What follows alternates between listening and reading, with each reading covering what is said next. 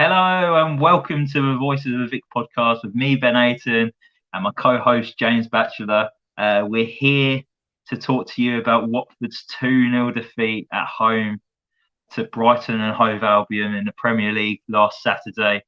And then we're going to do a preview of the Aston Villa game, which is coming up this Saturday as well. But before we get into that, to come to you first, James. James, how are you doing, mate? It was a tough watch at the weekend, wasn't it? I know it got a lot of Watford fans down after watching that and a bit deflated. But how are you feeling after that? And how are you doing, mate? I'm doing well. Actually, just yesterday, I was given some Lego for Christmas, which seems a bit odd considering I'm 20 years old. But it's not any. It's not the Lego you're thinking of. It's basically it's called like Lego architecture. So it's different sets like London, Paris, Dubai. So I've got the London set already. I'm building the Paris set currently. So yesterday I was quite busy with that, but yeah, I mean after the game, obviously I was very disappointed. I thought the football on show was probably the most negative football I've seen for quite a long time at Vicarage Road. Probably going back to when like Walter Mazzari was in charge, or Rivic maybe as well. It was really poor from Roy Hodgson and the team in general. So yeah, I enjoyed building my Lego yesterday, but didn't so much enjoy watching the game last Saturday. That sounds awesome, mate. You're a geek at heart, and I'm a little bit like that as well. I feel a little bit deprived growing up. I never was really the kid who got all the Lego and that, but I'm just going to push all that onto Ida and be like, I just want to play with your Lego set. But yeah, no, glad you're all right, mate. Yeah, I've been quite busy with work and that. That's why we're recording a bit later on in the week as well. Just been busy, wedding planning and all that crap. But yeah, really deflated with that Watford game as well, and felt so numb after that. Like you say, really negative performance, James. Especially at home, you kind of want Watford to turn up and take the game to Brighton, and it wasn't that at all. So we'll talk about the starting lineup, and I think when 2 o'clock came Saturday afternoon, James, a lot of Watford fans were probably looking at the phone, shaking their head, going, it's going to be a long afternoon. This doesn't really fill me with much hope. The starting lineup was a 4-4-2, which consists of Ben Foster in goal, Kiko Femenia, Craig Cathcart, Samir, Kamara. Midfield forwards Kushka, KMB, Sissoko, and Tom Cleverley. And up front was Emmanuel Dennis and Joshua King. Didn't fill me with much confidence going into the game seeing that, James. Was you feeling the same? Very negative starting lineup for me. Yeah, absolutely. I mean, I don't necessarily mind Roy Hodgson setting up that way away from home, because I think against West Ham, really good team. Obviously, we were going to be under pressure, regardless of what formation we played. So I think, against Burnley, against West Ham, sitting back and trying to hit them on the counter, fantastic, because you're going away to their ground. They've got their home fans behind them. But going to Vicarage Road, we pay a lot of money to watch football. We want to watch attacking football with all the creative talent we've got at the club. Ismail Assage, Al Pedro, Joshua King, Cucho Hernandez. There's loads and loads of talent there. Ismail Assar as well. He just set us up so negatively. And, as soon as I, saw that starting lineup, especially with, Kuchka and Cleverley out on the wings, if you will, I thought it was just, I thought we resigned ourselves to defeat, before we kicked off, really. It was really negative. And actually, I'd place, 50-60% of the blame on Roy Hodgson for the end result of the game, really. I agree with you, mate, and I think many Watford fans will. I'm same as you, totally agree. If you want to set up 4-4-2 and play Cleverley and Kushka as your wide players away from home, when you've got to keep it tight and compact. And I think away from home, points will probably be more useful for Watford away from home. But at home, you have to attack the game. You've got to look to try and win the game. And playing, no offense to like Tom Cleverley and Kushka, like probably really good professionals. They do a job, but at home, it just sends a negative like vibe through everyone. Like the atmosphere at the start of the game was just dull. You could hear a pin drop. I think Watford fans were just like, why should I bother? That starting lineup don't give me much confidence at all. And then I understand the whole Ismail Assar not starting, because he obviously came back to training the day before after his heroics in the African Cup of Nations for Senegal. But at least put someone out wide. I would have preferred Ken Sema out on the left, just so you got a bit more attacking threat, basically. Like, you're not going to get it from Tom Cleverley. You're not going to get it from Kushka. Those two players are there to make it tight and solid, aren't they, James? Like, I know you want to talk about Kushka a little bit as well, but how he must be doing something right in training. And like all the previous managers that we've had this season, Xisco Munoz, Roy Hodgson, and also Claudio Ranieri have all favoured Kushka, and he started under every single one of them. But what is it that he brings to his team? Because I think the defensive work's good, but whenever he's on the ball in possession, he just loses the ball. I'd argue the defensive work isn't really that good at all, because I can go to several games this season where he's given away free kicks in stupid positions. I'll take you back to Tottenham at home. Watford very much, in the game, just about nil-nil. Then I think it was the 93rd, 94th minute. Kuchka, he gives away a free kick on the edge of the Watford box. Who steps over it? Son Heung-min sticks it in that bottom corner, and Tottenham go and win the game. And numerous occasions he's done that this season. Every player who plays for Watford does offer something. I think he offers, he's a bit of a bully. He's a big physical, brute force at times, and he can, battle his way through the midfield on occasion, but he just doesn't offer, especially playing out wide. You'd expect a wide player in a 4-4-2 to offer something going forward. He definitely does not offer any attacking threat whatsoever. So as soon as Kuchka and Cleverley can get out of the team, the better for me, because we've got so much attacking talent to utilise. And we're running out of games, and to win games we need to score goals, and I just don't think we're going to do that really with Tom Cleverley and Kuchka in the team. Yeah, and I kind of feel like Kushka and Tom Cleverley are holding Watford back a little bit. I love Tom Cleverley. I love what he's done for the football club. I love his desire. I love his work rate and that. But if I'm totally honest, his legs are gone now in the Premier League, especially. I think he's a good Championship player. I think he's good for a team fighting for promotion like he was last season for Watford. But when you need to compete in every single Premier League game, and the intensity that the Premier League brings, I don't think Tom Cleverley is that player for us now. And I don't think Tom Cleverley brings anything creatively in the midfield. I think you need creative players when you're playing in the centre, especially when you're playing in maybe like the number 8 role, which Tom Cleverley has done. To be honest, you saw the difference Imran Louza made when he came on, Ben. He was absolutely superb. Yeah, well, he had the urgency, didn't he? He got on the ball. He wanted to speed it up every time. Like we saw in the first half, it was so lame. I'll read a couple of stats here now, James, for what I saw, and I couldn't believe what I was reading. In the first 12 minutes of the game, Watford completed 2 passes. 2? That's ridiculous. 2 passes in 12 minutes.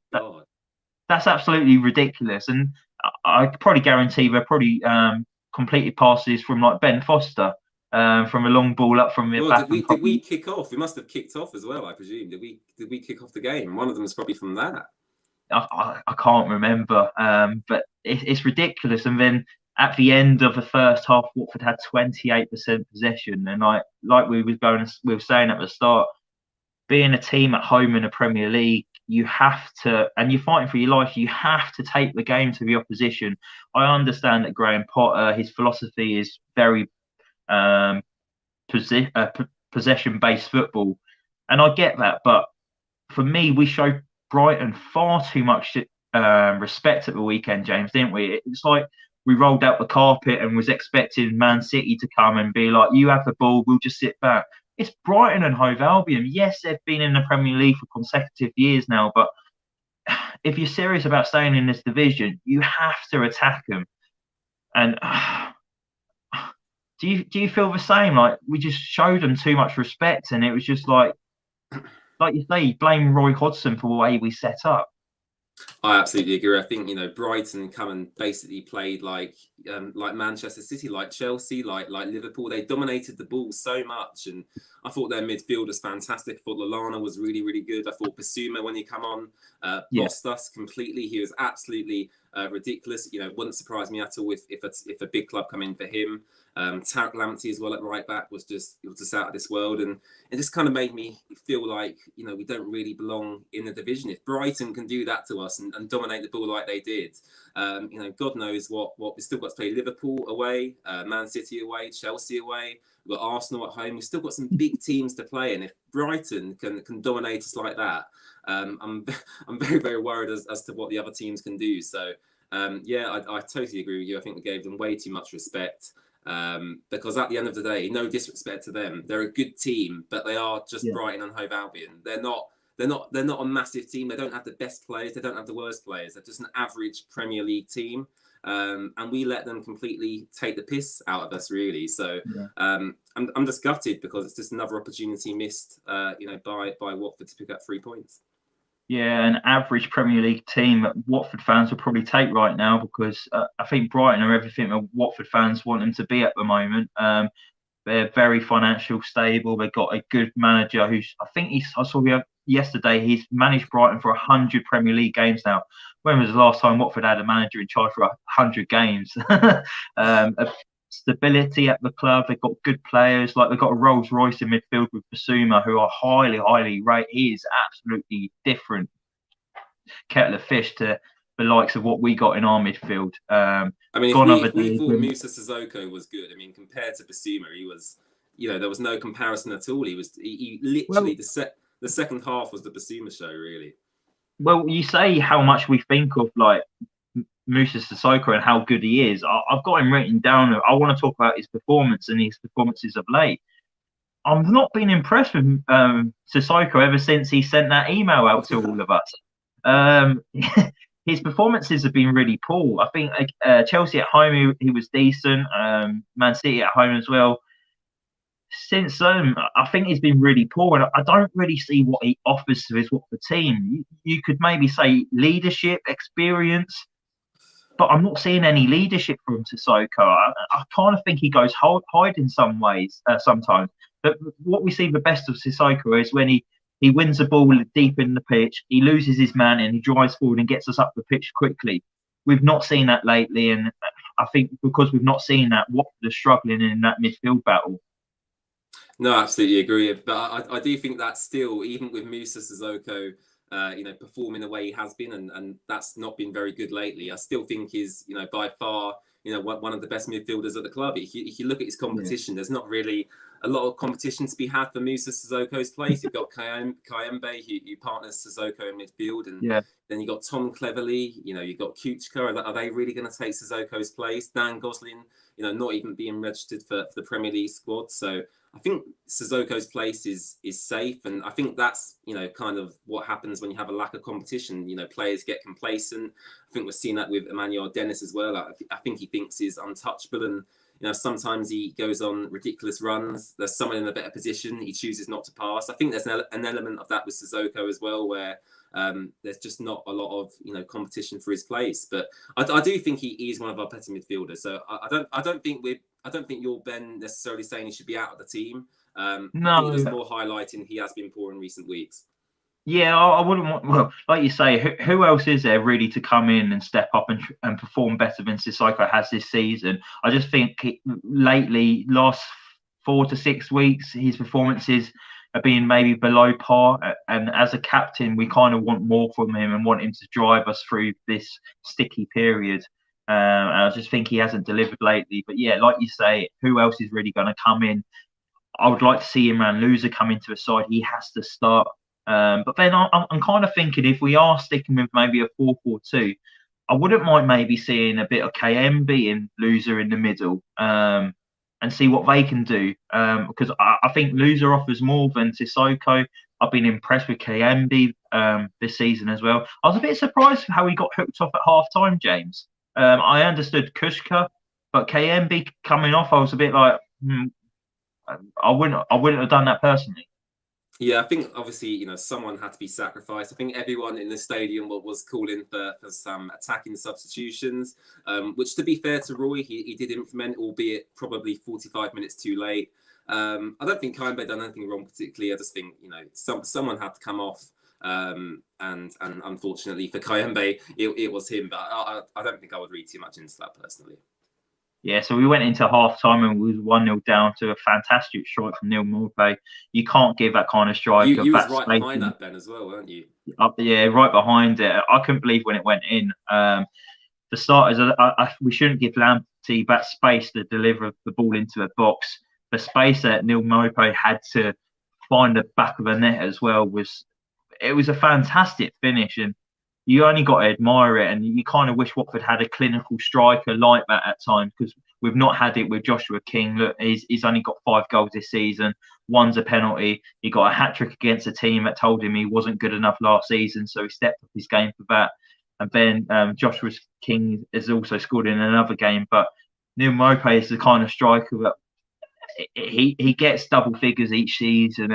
He leads the line very well for Brighton, and I think we've kind of lacked that a little bit for this season. I know we've got other players who have scored a lot of goals, like Emmanuel Dennis and Sarr scored, and Joshua King, but we haven't got that one player who's maybe standing out like a Neal Maupay. Second half, it started a bit better. Attackers came onto the pitch, James. We saw the return of Ismail Assar. I thought first 15, 20 minutes of that second half, Watford actually upped the ante and they actually took the game to Brighton, and we had to try and find a way back into the game. And we was actually putting passes together and we was actually getting the ball into the Brighton box, wasn't we? Well, I mean, my question to you, Ben, was it too gung-ho? Well, Roy Hodgson did say in the press conference that it was maybe a bit too gung-ho for his liking. I thought it was a ridiculous statement to make, if I'm totally honest. Like, how long has Roy Hodgson been in the game, and for him to come out with a stupid comment like that?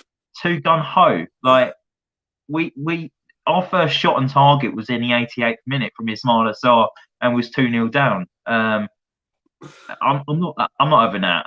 Like you say, I think Roy Hodgson needs to go back to Specsavers for that and try and find some positive potions to put into his team talk this week, because we need something. We can't put up with that again, mate. That was absolutely terrible. Gun ho for you? No. No, not too gung ho for me. I thought it was what we should have been doing from minute one. To be honest, I thought Ismail Assar. Obviously, we know the quality he's got. I think his performance against Brighton. Yes, he lost the ball a few times, but we expect that with Ismail Assar. That's what you get with a player of his quality. He takes people on. He wants to try and create the opportunity. He wants to score the goal. And I thought, as you say, first 15 minutes of that second half, it's what we should have been doing from the start. So I was happy. I was growing in confidence. I think the whole stadium kind of lifted up a little bit when Ismail Assar come on the pitch. The volume just went up a little bit as well from the crowd. So I was feeling positive. But obviously Brighton's quality was still there. They'd just brought Basuma on. He was starting to get involved as well. So the game was still up for grabs. We could have gone on and won the game if the players chose to do that, and if Roy Hodgson pushed forward a little bit more. But unfortunately, it wasn't to be. And obviously, we conceded the second goal, which was a really, really scrappy goal, to be honest with you. Yeah, like I say, I thought we had control 10, 15, 20 minutes in that second half. I thought the game changed the moment Basuma and Trossard came on. They kind of upped their ante, they upped their quality, and they got their foot on the ball again. And I thought Watford couldn't get back into the game after that. We really struggled to get close to Brighton, and it was just like watching the first half performance again, just up the other end of the pitch. And then it was really poor goal to concede as well from a set piece. The ball went over a top 3 Watford players. I think it went above Sissoko, João Pedro, and Emmanuel Dennis. They all jumped through the ball, all went above them, and then it ended up going into the back of the net after a couple of attempts from Webster. And then it was 2-0. Game was done. It was over. And again, Vicarage Road was emptying quickly. Just fans have given up hope for this season now. Fans. Did you stay to the end, Ben? Though. There was 2 minutes added on time, wasn't there? I did the 1 minute, and then I left after that. Good. I always stay to the 90th minute, and then I kind of judge if we're attacking and that, and then I'll make my way down, because I like to get a head start on all the traffic out of Watford. Otherwise, it takes bloody ages to get out of sometimes. Obviously, if we're winning and we're playing well, and we could go on to get another goal, but if we're playing shit like we were the other day, mate, I'm not staying at all. But yeah, I don't blame fans for leaving. It's a frustrating period for Watford Football Club. Where do we go from here, James? Obviously, we lost 2-0 to Brighton at home. For me, I would like to see a change of formation because the 4-4-2 is a bit too negative at home, especially. I know we've got Ismaila Sarr back now, who is going to bring more pace to the side, and we do need that pace. He is going to stretch the defence. Would you welcome a change of formation away at Villa Park this Saturday? It's a tricky one because I think under Ranieri he played the 4-3-3, which I think is what everyone would probably go back to. But we were still defensively, exposed in that formation. Yes, going forward it was very fun, but we conceded still a lot of goals under Claudio Ranieri. So it's about getting that balance right, which I still don't think Roy Hodgson's done so far. Yes, under Roy, defensively, even though we conceded the 2 goals, largely for the first half, we kept them out. I would like to see the 4-3-3, obviously, because I want to be entertained as a fan, paying to watch my team. I'm paying to watch goals. I'm not paying to watch, Big Sam, Sean Dyche type football. I want Ismaila Sarr to bag a hat trick, and we're not doing that at the moment. So I'd say yes, I would like the change of formation, but I'm not really qualified enough to say how we do that, because if I was in charge of it, if I was in charge of the team, I'd just say, let's go full gung-ho, everyone up front, and let's score as many goals as possible. But obviously that's not what we've got to do. I just hope Roy, Ray, and the team can strike that balance correctly, because Aston Villa next is a real tough game. Arguably they've got a better team than Brighton, so it's going to be a real tough test for us going to Villa Park. Well, Roy Hodgson does like to go gung ho, mate. So you never know. We might throw a kitchen sink at it this weekend. I doubt it, but in Roy Hodgson's mind, we might get a shot on target in maybe the 87th minute this week. Well, I just thought his comments were a bit. I just thought they were disrespectful to the fans. I thought they were disrespectful to the players. He spoke about Emmanuel Dennis, Joshua King, saying, "Well, we've given them the ball. They have to go and do something now." I just kind of sat there thinking, who do you think you are, Roy Hodgson? You've just come into our club. Let's be honest. Whether he keeps us up or we go down, it's not really going to affect his career, because he's going to retire relatively soon anyway. So yeah. It's not actually a case of Roy Hodgson's career is going to be damaged if Watford go down. There's really nothing in this job for him, really. So I just think he's come in, he's not really, the fans haven't really warmed to him. He's made disrespectful comments about the attackers. He's said we've played too gung-ho when we've had 1 shot on target during the game. I just think it's probably the first Watford manager I've ever seen where after 3 games, the fans absolutely despise them. And to be honest, I'm in that camp. I hate the football he's played. I hate the comments he's made. And for me, it's going to be a real dreadful watch until the end of the season. But hopefully he can prove me wrong. So sorry to bring so much negativity on the podcast, but I had to get my point out on Roy Hodgson there. No, I'm glad you're getting things off your chest, mate. I just felt that he was very defensive when he was answering those questions from the journalists, especially from Adam Leventhal, who was opposing these questions. I just felt like he was just defending.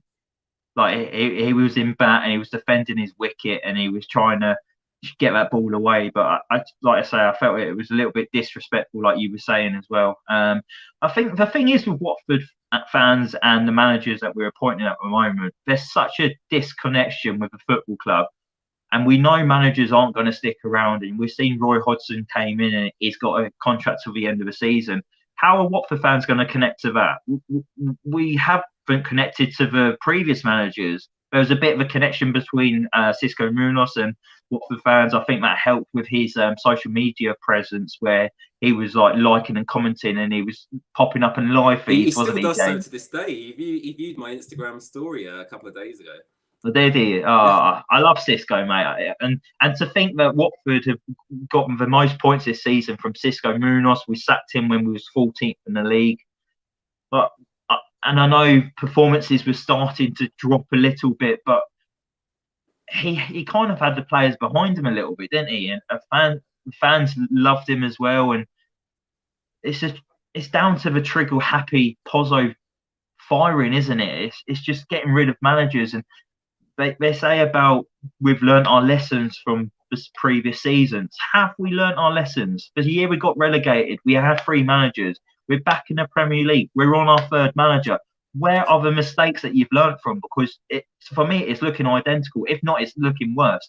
And I won't be, if I'm honest, James, I won't be surprised if Watford finish bottom of the league this season. I think Burnley will probably win games under Sean Dyche because they're very organised, and I like the look of their new striker as well. The Dutch guy up top, I think he's going to provide goals. Newcastle, we're not going to catch up with them. Let's be honest. They've got the momentum now, and St James's Park is rocking. I think Norwich is going to pick up results this season as well. I don't see where Watford's next victory is going to come from, James. Where do you think Watford are going to pick up points from? I don't think we're going to stay up. And I might be being too negative, but I see us finishing bottom of this league. I do agree, unless Roy Hodgson drastically changes his approach, which has had in management for the last 30, 40 years, which, let's be honest, he's not going to change his tactical approaches. He is an experienced manager. He'll believe he'll know what he's doing. Arguably, he doesn't, but we'll leave that to the next episode. But yeah, you mentioned where we're going to pick up our next win from. I don't really know. Aston Villa is tougher than Brighton, in my opinion. I don't know really who we got after that, but we've got Everton in March. We've got Arsenal in March to come as well. I mentioned we've got Liverpool away to play, Man City away. We've got Man United away, I think, in a week or so's time as well. So it is going to be extremely difficult for Watford to start this season. We've got 14, 15 games left, haven't we? I'd say we need to win maybe 6 or 7 of the games we've got left, which is essentially half of the Premier League games we've got left. We should be looking. We need to win them, and I just can't see it happening. I really can't. It just seems like such. Such an ask. I think there's 5 points between us and Newcastle now. So if they keep winning, even if Newcastle drop points and we win the next game, we still can't catch up with them. It's just there's so many different things going on at the moment. I'm waffling now. I'm waffling. It is looking bleak, James, because I'm looking at the table now. Burnley are behind us on 1 point less than us, but they've actually got 2 games in hand on top of us. And they've got a better goal difference than us. Norwich are 2 points ahead of us. We've got a game in hand on Norwich. But Newcastle are actually 6 points clear of us, and they've got a better goal difference than us. So it's not good reading, is it? And I honestly feel like we've had the wrong appointment again with Roy Hodgson. It's looking terrible. It's looking like relegation. This would have been an ideal time to get a manager in and give him full reins of this season and be like, you're our man. You're going to be here next season. We're going to back you. Because that's what Watford fans want. We want stability. We don't care if we get relegated. Look, if we get relegated, it's because we've not been good enough this season, and Watford fans will take that and take it on the chin. But what we don't want is to be given bullshit all the time from our owners saying we've learnt from mistakes. No, you bloody haven't. You're feeding us with the same crap every time. Give us a manager that we want a bit of stability. It would be great to go into work and be like, and the guys in the office being like, oh, see you on another manager. It's like, oh, just do us a favour. Like, it worked 3-4 years ago. It's not working now. Like, you only approach free agent managers as well. Have a bit of ambition behind you. That's all we want. We want a bit of, like, we know we're not going to, like, get into Europe and all that. Like, we're Watford Football Club. We're a small town. We've got, like, a 20,000-seater stadium. We're not expecting to finish in the top 10 every single season. But what we do want is a team that's honest and works hard. And we want our managers to be given the full reins and be there for the whole entire season. We want our owners to actually back a transfer window. I know we're not made of mega bucks, but we want our managers to be backed. Like, just let them sign someone they actually want to bring in, not bring in 3 or 4 players. Well, can I just make a point on that, Ben? Because we signed Samuel Kalou in January, who he's not even kicked a ball, and it just makes me also, it makes me question the managerial recruitment, as you mentioned, but it makes me question the player recruitment as well. Because did Roy Hodgson really want Samuel Kalou? I think Kalou was brought in under Claudio Ranieri, and then a week later we sack him, and Roy Hodgson's probably thinking, "What am I meant to do with this guy I didn't even want?" I think. James, I'm going to ask you a question as well. Do you think the board the board obviously have a scouting network. They look at players and they're like, right, he looks good. He's got a good profile. I think he'll be good in the squad. Do you think they go to the manager, the head coach at that time, and say, look, we're about to sign this player. Do you want us to go ahead with that? Because for me looking in, we don't do that. Do you reckon we do? I personally think we don't, because looking at some of the players we've brought in, especially over the past 2.5 years or so, I can't see any real correlation between managerial decisions and player recruitment. I think that even when Ivic was here, going back to him, I think he really wanted a left back. He didn't get that. Instead, Jeremy Ngakia had to deputise at left back for a while.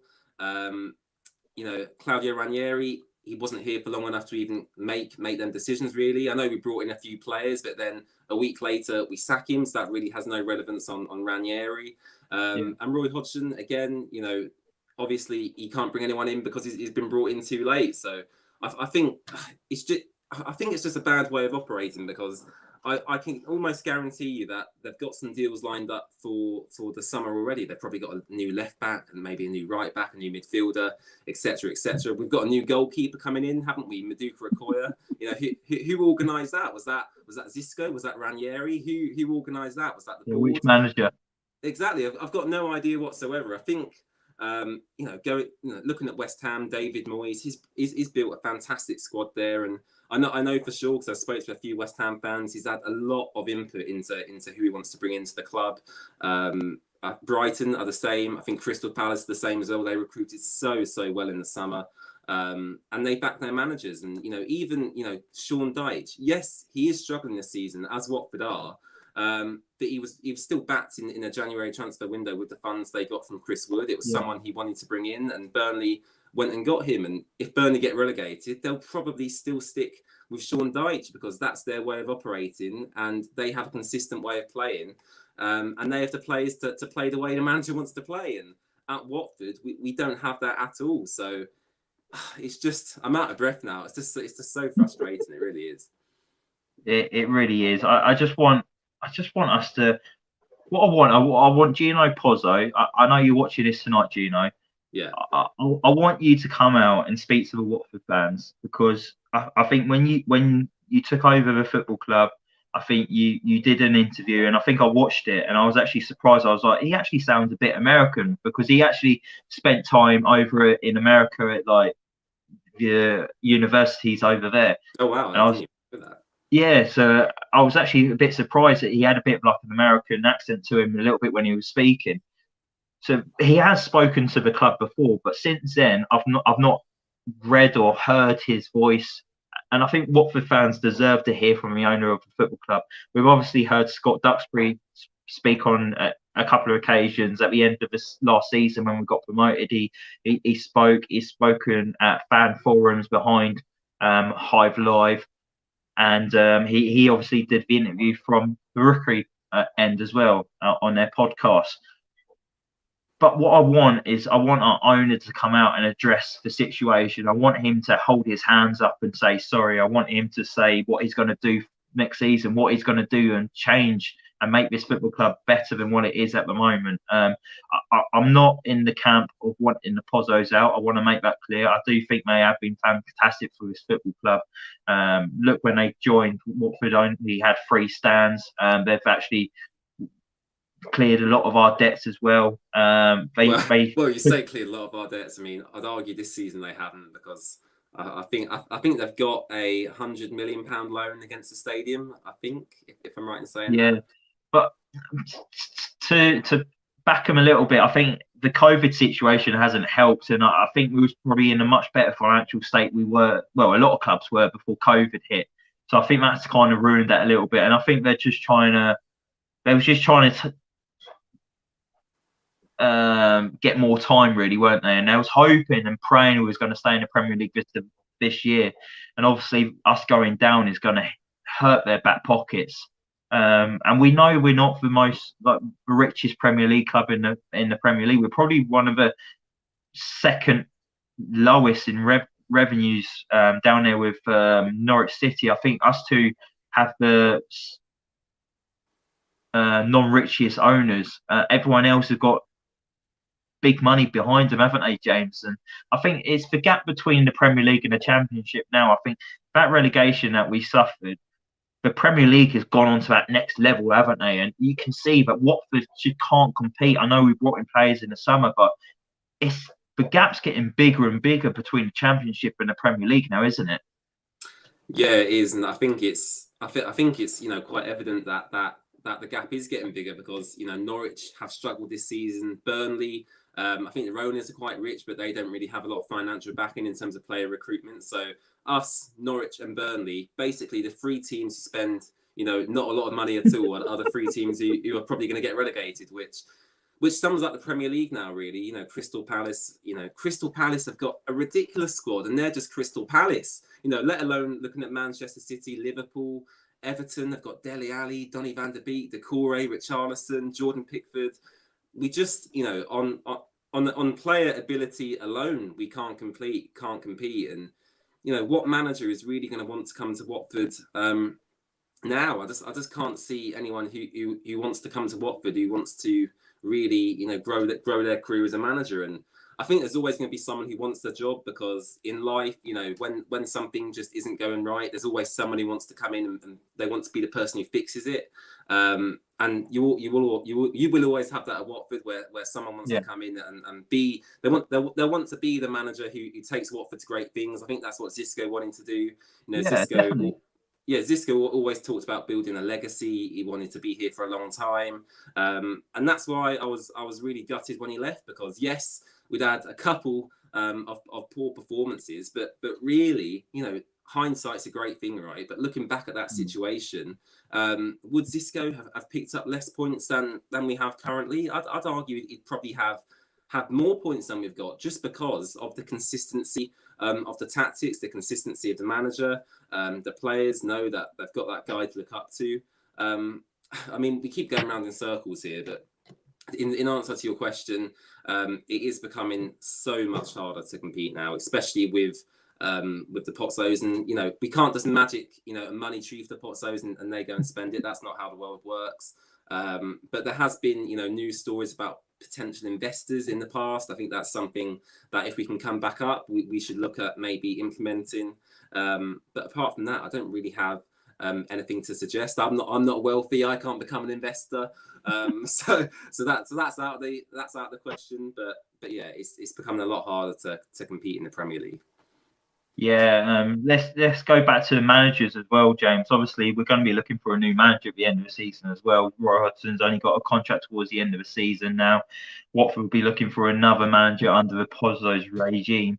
I saw Lou Warnes put on Twitter the other day. He was asking people, if we do get relegated, which it does look likely, who would you want to appoint, and who would you want us to try and steady the ship at Watford and try and let bounce back? I think it would be a tough task for Watford to bounce back, by the way, as well, after another relegation. But James, who would you maybe look to or want to come in to manage Watford next season? If you could guarantee them stability, like guarantee them that you're going to have 2 seasons at the club, let's say, because I know two years with Watford is, well, that's very rare. No one's had 2 years for, well, maybe since Zola, I'd say. I don't think Javi managed 2 years, did he? I think Javi was he did. He came in maybe January time. Yeah. Finished the season. No, yeah, it wasn't Javi, but yeah, I think Zola was. But who would you give 2 years at Watford as like to stabilise and try and build a team with? It's a bit frustrating because Everton have nicked the guy that I wanted, and that was Frank Lampard. I think Frank Lampard's a young, progressive coach who I think can go on to be a really, really good manager. Seeing what Wayne Rooney's done at Derby as well is really impressing me with the squad they've got. They've got 15, 16 players. They're not even really getting paid a wage. I don't think they're just playing for free at the moment. So I think Wayne Rooney's another one I've got my eye on if he fancied it, which I think he might. But I think Lou Warnes mentioned him before on Twitter. Diego Martinez, again, a young progressive manager, likes to play attacking football. I believe he'd want a top flight job rather than a championship job or a second division job. But But yeah, those are kind of the three people I wanted. Frank Lampard's already gone. Wayne Rooney's at Derby. And Diego Martinez is currently unemployed, but then I don't know if he would necessarily take the Watford job. So that's who I've got my eye on. The interesting bit about Diego Martinez is that he's actually got a property in St Albans as well, which is we all know is very close to Watford. So that is one to watch. But I have read that he's not willing to drop down to the Championship if it does happen, because obviously he's set his bar a bit higher than that, and that's why he kind of ruled himself out for Watford job this season because. Well, when we sacked Claudio Ranieri because it's a relegation battle and obviously he doesn't want to get relegated. Wayne Rooney, James, is a really good shout, and I think he's done a fantastic job at Derby, considering the amount of players they had at the start of the season. They had to bring in so many academy players, and for him to give them all the confidence and show that he believes in them, and they're actually performing really well, some of these academy players. I think one of them's actually just signed a agreement with Udinese and be joining them in the summer. So he'll probably be on loan at Watford next season.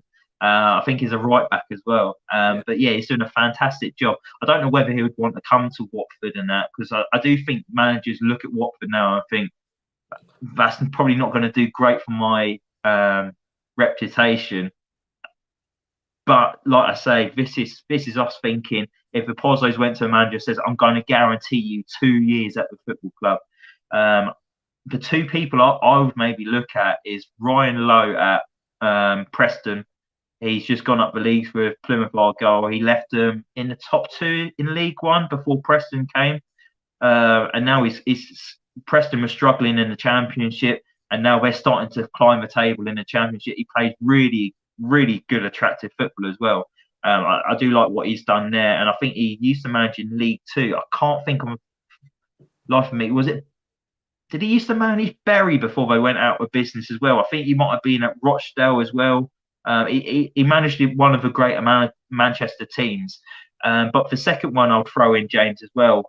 He was at MK Dons, and then he's gone on to Swansea City. Is Russell Martin. I think he's doing good football as well, playing good, attractive football, playing younger people as well.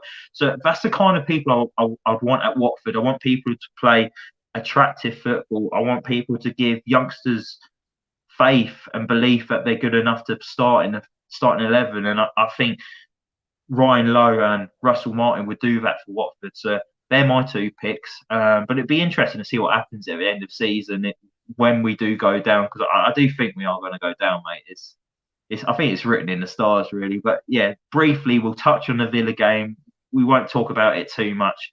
Obviously, it's going to be tough going to Villa Park this weekend. Steven Gerrard's done very well at Villa since he's arrived. They've obviously brought in Philippe Coutinho, who just oozes class. I like the look of Ramsey in the middle as well, who's his first season playing Premier League football, and he's such a young guy, and he is doing so well for Villa as well. I've actually put him in my fantasy football team because he's impressed me that much. I do think that he'll probably go on to be like their next, Jack Grealish type player, coming through, the ranks and, becoming a Premier League superstar. I think, I can certainly see him developing into that kind of player. What I like about Villa as well, James, is they've got a good spine to the team, haven't they? They've got Martinez in goal, who's a top quality goalkeeper. Arsenal must be kicking themselves letting him go because he's absolutely quality. You've got Konsa, centre back, who I think is really good. He's a better centre half over Mings because I'm not a big fan of Mings. And then you've got Ramsey and Coutinho in the middle as well, but you've also got Douglas Luiz, who I think is a very good player, and he gives his all. Buendia to throw in there as well. Buendia as well, and then you've got Ollie Watkins up front, who just runs all day, and he's got the quality, and he can score a goal out of nothing as well.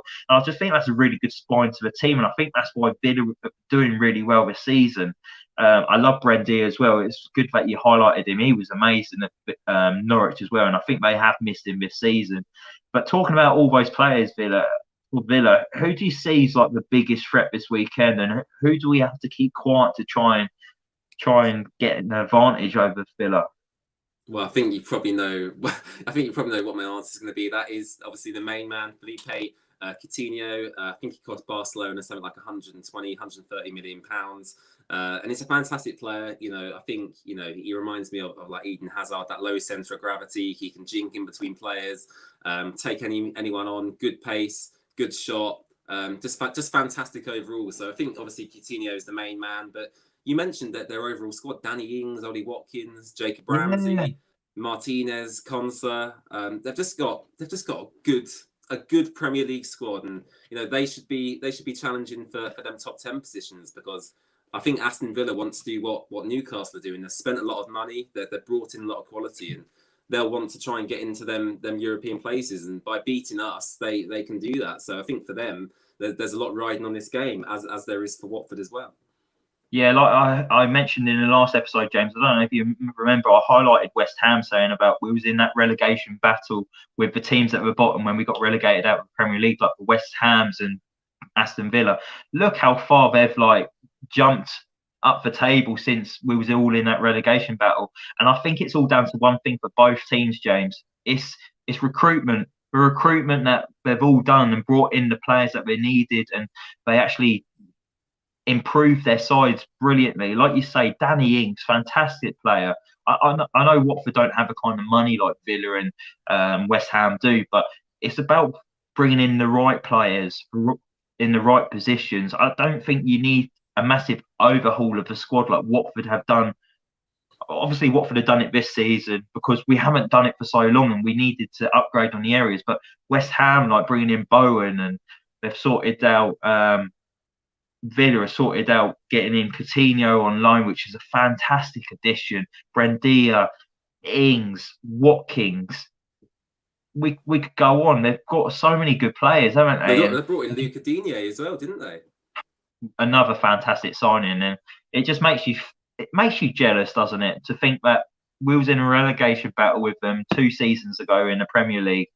They've kicked on. They're looking higher up the table now. Watford got relegated. We lost obviously Husey and Chalobah, which I do think Watford have suffered from this season in that midfield, and now we're just trying to play catch up with a squad that's just not good enough. It's an aging squad. We've got one of the oldest squads in the Premier Leagues, and it's just like, another thing when they said about they learnt from mistakes. They said about bringing down the age cap, didn't they? Like the average age of the squad. Yeah. We've got the oldest in the Premier League, so how James, don't get me started. Sorry. No. I think you're right. It's something to be highlighted. It's just another issue on the long list of other issues that Watford have got. Yeah. But yeah, Aston Villa have got a ridiculous squad. Digne, Martinez, Danny Ings, Ollie Watkins, Coutinho, Buendia. It's just, and this isn't even, a top Premier League side. This is just like Brighton. They're just, mid-table, trying to get into that top 10 if they can. Can they get Europa League? Maybe. They're not even one of the best sides, and yet we're sitting here reeling off, 5, 6, 7, fantastic players, and all of them players, even their substitute bench would probably, walk into Watford's team. It really shows. It just shows how poorly we've recruited in terms of player recruitment. And don't get me wrong, we have recruited, certain brilliant players. Richarlison was probably one of the early ones I can remember. João Pedro more recently. Decore as well was really, really good, and we're probably going to get big money for João Pedro at some point as well. But it's just, I think it's too few and far between. I think we get the player signings wrong more often than not, and we need to try and get them more right. So, going forward, I think, we need to definitely consult the manager a lot more in regards to recruitment, and say to that manager, we're going to back you regardless of what happens. Do you know what I'd love the most, James? Is that we bring in a ready-made signing. I know Watford like to bring in these players on a low value, build them up, bring them up to being these mega stars and people we get big money out of after 3-4 seasons. But I'd love us to sign like a ready-made star, just like West Ham have done with Bowen, and dip down into the Championship, because there are players there, and we've seen it. I'll bring up a name for you, James, who I wouldn't mind Watford maybe going for if we do drop down into the Championship, and that's Jed Wallace at Millwall. And I think he's actually out of contract at the end of the summer as well. And it just highlights that there's good players down there as well. And we should maybe look into that market a bit more, because there is players down there who are ready for the step up to the Premier League. We don't have to go abroad all the time and try and find these gems, because we might sign 10 players and 2 of them might be gems, but the other 8 are rejects or average players that just going to get you relegated again. But yeah, that's enough of me ranting now. Let's do a bit of a score prediction, James, for this Villa game. Obviously, Ismaila Sarr's going to come back and start, isn't he? Yeah. I'm hoping that Imran Louza comes in and starts as well. What do you reckon the score's going to be this weekend at Villa Park? Are you hopeful, or do you think we're going to go a bit gun-ho and score some goals? Because we've not scored a goal for a while. We haven't scored a goal for a very, very long time. Unfortunately, I usually am quite positive, but if Roy Hodgson, if he sets up exactly the same way we set up against Burnley, West Ham, and Brighton, if he sets up that way against Aston Villa, I can only see a Watford defeat. So if he sets up that way, I'll go 3-0 Aston Villa, very comfortable for them, 80% possession, 25 shots probably on goal.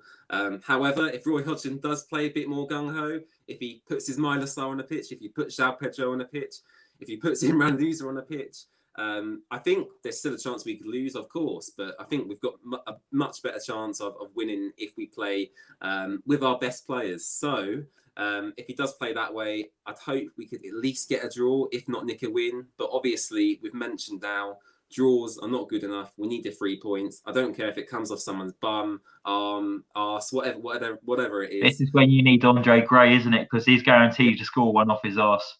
Yeah, exactly. So I think if we set up with our better players, we can get something. But if Roy Hodgson is as negative as he was against Brighton, I can't be bothered, basically. I'll watch the game, but I'm not really going to get too excited because, I don't really... There's nothing to get excited about when you play that negatively. It's absolutely awful. I normally do about 8 away games a season, and I've struggled this season. Obviously, I've got the wedding coming up, and I'm saving hardcore for it.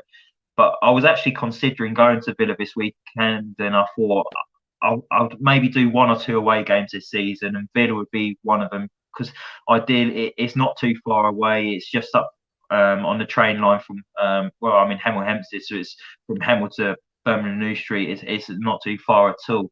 But after the performances we put in the last couple of games, I can't be asked to travel all that way up there to go and watch them, because, like I say, there's lots of fans losing hope and faith in the team. And fair play to all the Watford fans who are going up there again and spending their hard money and spending their time up there when obviously things aren't going well for Watford at the moment. So fair play to you, and you guys are top quality, and you guys deserve 3 points at Villa more than anything. You've probably gone week in, week out and not missed a game. You've sacrificed seeing family or something on the weekend, or you could have done a bit of overtime, but you thought, nah, I love Watford, I'm going to go travel up there and support them. And to be honest, they've not given you anything to cheer about lately. So I'm hoping and praying that we can get something to give you guys and girls something to cheer about. Hopefully a goal at least. You know our luck, James. We'll score a goal. Everyone be celebrating. Then it'll be VAR. No, go check them on it up. No, disallowed. And then it's like, well, I guess at least we kind of celebrated a goal. But yeah, I'm going to go for a 2-0 Aston Villa defeat, unfortunately. 2-0 Aston Villa win. I don't have much hope.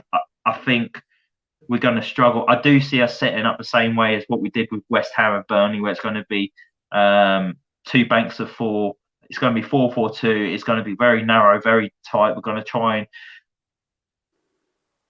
just make it difficult for the opposition to play. And I think that's okay to a point, but like you say, you've got to be picking up points now. And I'd like us to maybe take the game to Villa a little bit. Maybe we might with Ismaila Sarr starting from the beginning, but who knows? It's going to be difficult. And I hate being negative. Like, I'm always trying to be hopeful, and I hate predicting that Watford are getting relegated and Watford having defeats. But honestly, the last 2 weeks, it's been dreadful being a Watford fan, and I just feel deflated. I'm not falling out of love with football club because this football club's absolutely everything to me, and like it's everything to you, James, and everyone else. So we won't fall out of love with Watford. It's just very deflating at the moment, and hopefully things pick up soon. We just want something to cling on to, really, don't we? It's like we haven't got any connection with players, none with managers because they're gone all the time, and no connection to the owners, and that's what's probably hurting the most at the moment for Watford. And we've got no identity at a club, so the sooner we start picking up results or things getting a bit better, then I think Leicester's owners are probably the best owners in the Premier League. The way they communicate with their fans, the free stuff they give them at home games and away games. I'm not saying they should necessarily do that. I just want some communication. I want the strategy to be explained. I think Leicester are a great example of how to run a club. They've won the Premier League. They've won the FA Cup. The fans love the owners love the fans. There's a really, really good relationship between them. So I think Leicester, for me, is what Watford should aspire to be.